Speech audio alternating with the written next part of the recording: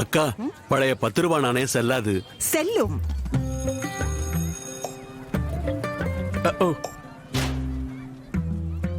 பழைய 10 ரூபாய் நாணயமா? செல்லங்களா, இது இனி செல்லாது.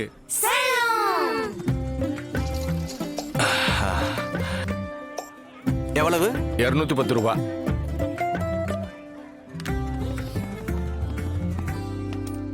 அண்ணே, இந்த பழைய 10 ரூபாய் நாணயம் இனி செல்லாது.